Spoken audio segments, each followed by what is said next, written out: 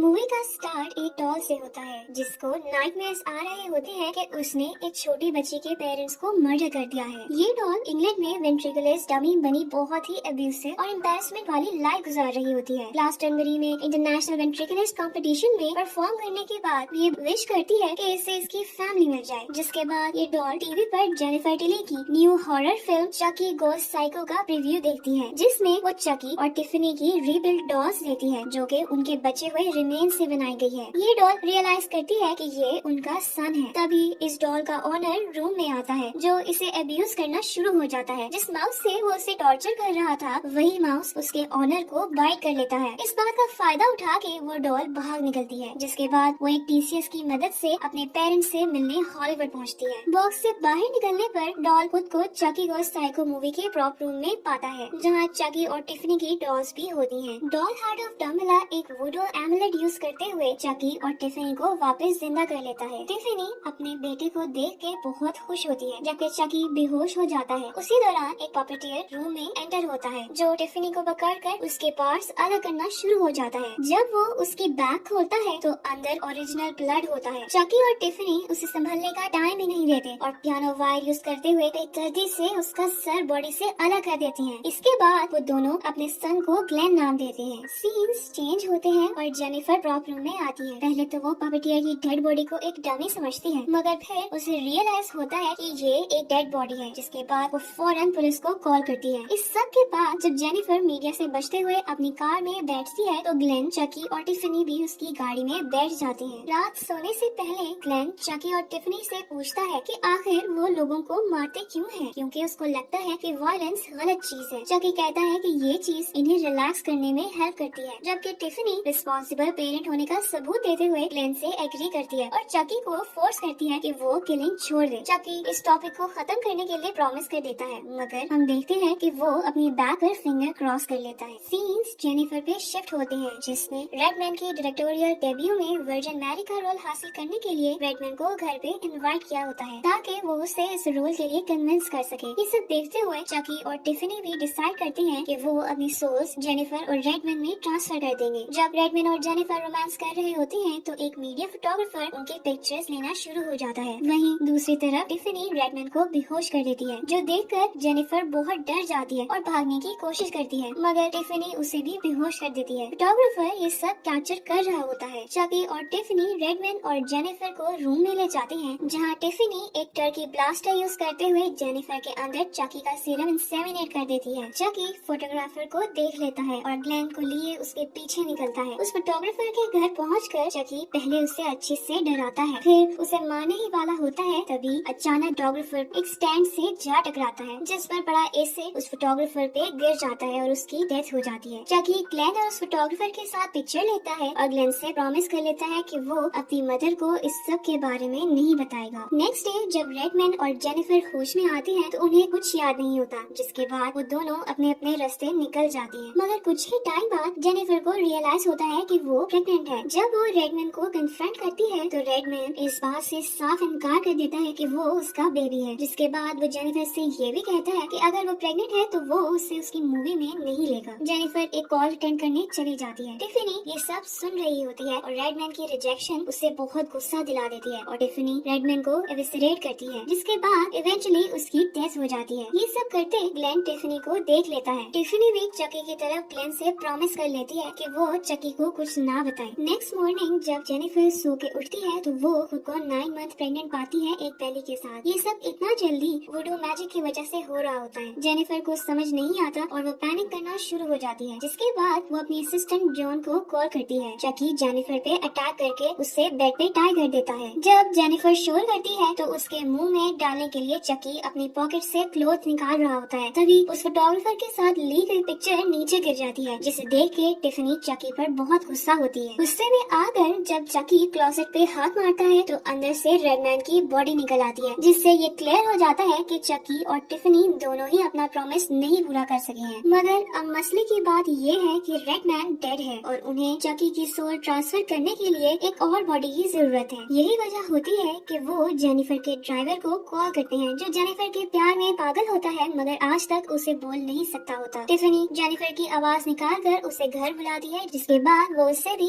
Jennifer के साथ bed पे टाई कर देते हैं। सीन्स जॉन पे शिफ्ट होते हैं जो जेनिफर के लिए परेशान होती है, इसलिए उससे मिलने घर आ जाती है। जब वो देखती है कि कोई दरवाजा नहीं खोल रहा तो डोर मैट के नीचे रखी की से वो डोर ओपन करके अंदर चली जाती है। जब वो जेनिफर के रूम में एंटर करती है तो जेनिफर और उसके ड्राइवर को टाई अप देख के कुछ समझ नहीं पाती। इससे पहले कि जेनिफर उसे वार्न करती, चकी नाइफ पकड़े उसे मारने आ जाता है, मगर चकी से पहले ही टिफनी आगे बढ़ के हेयर स्प्रे और कैंडल का यूज करते जॉन को आग लगा देती है। तभी हमें रिवील होता है कि जॉन को मारने वाली टिफनी नहीं बल्कि ग्लेन है, जो ग्लेंडा बने सेम टिफनी के आउटफिट में जॉन को मर्डर करता है। ये देखकर टिफनी बहुत परेशान हो जाती है और ग्लेंडा को स्लैप करके वापस ग्लेन वर्जन में लाती है। इसके फौरन बाद हम देखते हैं कि जेनिफर ट्विंस को बर्थ देती है। अब जब चकी सोल्स ट्रांसफर करने लगता है तो उसे रियलाइज होता है कि वो गलत कर रहा है। चकी कहता है कि उसे खुद को बदलने की जरूरत है। वो एक फेमस किलर डॉल है और उसे अपना यही वर्जन पसंद है, मगर टिफनी उसकी इस बात से एग्री नहीं करती है, जिस पर चकी जेनिफर को मारने के लिए नाइफ उसकी तरफ फेंकता है ताकि टिफनी अपनी सोल उसमें ट्रांसफर ना कर सके, मगर जेनिफर के आगे उसका ड्राइवर आ जाता है और उसकी डेथ हो जाती है। पुलिस वहाँ पहुँच जाती है जिसकी वजह से टिफनी ग्लेन को लेके वहाँ से चली जाती है और चकी भी गायब हो जाता है। सीन्स शिफ्ट होती है जहाँ हम देखते हैं कि जेनिफर हॉस्पिटल में है और अपने बच्चों से मिलने की रिक्वेस्ट कर रही है। तभी वहाँ टिफनी और ग्लेन आते हैं। टिफनी मैजिक करके सोल जेनिफर में ट्रांसफर कर ही रही होती है कि वहाँ चकी आ जाता है, जो टिफनी के हेड में एक्स मार के उसे मार देता है। ये देखकर ग्लेन गुस्से में आ जाता है और चकी पे अटैक कर देता है। जेनिफर एक्स ग्लेन की तरफ फेंकती है और ग्लेन उस एक्स की मदद से चकी के सब बॉडी पार्ट्स अलग अलग करके उसे मार देता है, जिसके बाद ग्लेन को इमोशनल ब्रेकडाउन होता है और जेनिफर उसे संभालती है। सीन्स 5 साल बाद पे शिफ्ट होते हैं जहाँ हम देखते हैं कि जेनिफर के ट्विंस की बर्थडे पार्टी चल रही है। ट्विंस की नानी जॉब से क्विट करती है, जिस पर जेनिफर टिफनी की डॉल से उसकी बैक पर अटैक करती है और वो मर जाती है। यही मोमेंट होती है जहाँ हम पे रिवील होता है कि टिफनी की डेथ नहीं हुई थी, बल्कि उससे पहले ही उसने अपने स्पेल कंप्लीट करके अपनी सोल को जेनिफर में ट्रांसफर कर लिया था और अब वो जेनिफर बन के फाइनली एक सुपरस्टार की लाइफ गुजार रही है। लास्ट सीन्स में हम देखते हैं कि टिफनी ग्लेन को एक गिफ्ट देती है जो कि किसी स्ट्रेंजर की तरफ से होता है। जब ग्लेन उसे अनबॉक्स करता है तो उसमें चकी का हैंड होता है जो उसे पकड़ लेता है और यही मूवी एंड हो जाती है। इन लास्ट सीन्स से हमें रियलाइज होता है कि टिफनी को मारना तो मुश्किल है, मगर चकी को मारना इम्पॉसिबल है। उसके बॉडी के इतने पार्ट्स करने के बाद भी वो जिंदा ही है और अपनी डेथ का बदला लेने वापस आ गया है। अब next part curse of Chucky का स्टार्ट एक बहुत ही पुराने से घर से होता है जहाँ एक मेल आती है जिसे पैराप्लेजिक निका पियर्स रिसीव करती है। निका उस घर में अपनी मदर सारा के साथ अकेली रहती है। पार्सल में चकी होता है जो उन्हें समझ नहीं आता कि किसने भेजा है, इसलिए वो उसे डस्टबिन में फेंक देती हैं। रात को अचानक निका को अपनी मदर की स्क्रीमिंग की आवाज आती है। वहाँ पहुँचने पर वो देखती है कि किसी ने उसकी मदर को सीजर से बहुत बुरी तरह स्टैब किया है, जिस वजह से सारा की डेथ हो जाती है और उसकी डेथ को सुसाइड का नाम दे दिया जाता है। साथ ही हम चकी को पास एक चेयर पे बैठे देखते हैं, जिससे हम अंदाजा लगा सकते हैं कि सारा को उसी ने इंजर किया होगा। नेक्स्ट डे निका को उसकी सिस्टर बार्ब विजिट करने आती है, जिसके साथ उसका हस्बैंड इयन और बेटी एलिस होती है। एलिस की नैनी जिल और एक फादर फ्रैंक भी होते हैं। एलिस को वॉशरूम में चकी मिलता है जो उसे बहुत पसंद आता है और वो उसे अपने पास रख लेती है। रात एलिस और निका सबके लिए डिनर बनाती है, जिनमें से एक प्लेट में चकी रैट पॉइजन ऐड कर देता है जो फादर फ्रैंक खा लेते हैं। जब वो वापस घर जा रहे होते हैं तो रास्ते में उनका एक्सीडेंट हो जाता है। एक्सीडेंट इतना बुरा होता है कि उनका शरीर बॉडी से अलग हो जाता है। निका को चकी पे शक होना शुरू हो जाता है, इसलिए वो कोरियर कंपनी में कॉल करती है, मगर नेटवर्क ना होने की वजह से वो बात नहीं कर पाती है। टीवी लाउंज में आकर निका चकी को सोफा पे देखती है और उसे एलिस को देने के लिए लिफ्ट में जाती है। तभी अचानक ब्लैकआउट हो जाता है और लिफ्ट रुक जाती है। चकी एक नाइफ से निका को हर्ट करता है। लिफ्ट से बाहर आने पर निका चकी एलिस को देती है। तभी बार्ब निका की नी पर वोट देखती है जो चकी ने दिया होता है, मगर डिसेबिलिटी की वजह से निका को उस इंजरी का पता नहीं चलता है। इस सब के बाद निका का चकी पे और शक हो जाता है और वो इंटरनेट पे चकी के बारे में सर्च करती है, जहाँ कुछ आर्टिकल्स में उसे इस डॉल से रिलेटेड मर्डर्स की इंफॉर्मेशन मिलती है। साथ ही ये पता चलता है कि इस डॉल में सीरियल किलर चार्ल्स ली रे की सोल है। निका उसकी पिक्चर देख के काफी शॉक हो जाती है क्योंकि उसने चार्ल्स को अपनी मदर की वीडियोस में देखा था। सीन्स एलिस की नैनी जिल पे शिफ्ट होते हैं जहाँ चकी आकर उस पे अटैक कर देता है। चकी जिल के पास पड़ी वाटर बकेट को गिरा देता है, जिससे शॉर्ट सर्किट हो जाता है और जिल की डेथ हो जाती है। साथ ही सारे घर की लाइट भी चली जाती है। बार्ब एलिस को ढूंढती घूमती हुई एटिक में जाती है जहाँ उसे चकी मिलता है। बार्ब चकी के फेस पे कुछ फील करती है। उसे साफ करते हुए अचानक चकी की स्किन उतरने लगती है और नीचे चकी का ओरिजिनल फेस आता है जो स्टिचेस से भरा होता है और हद से ज्यादा डरावना होता है। इसके फौरन बाद चकी अपनी ट्रू सेल्फ बार्ब के आगे रिवील कर देता है। चकी बस इतना ही बोलता है कि तुम्हारी आंखें तुम्हारी मदर की तरह है। फिर वो साथ ही बार्ब की आई में नाइफ स्टैब कर देता है। निका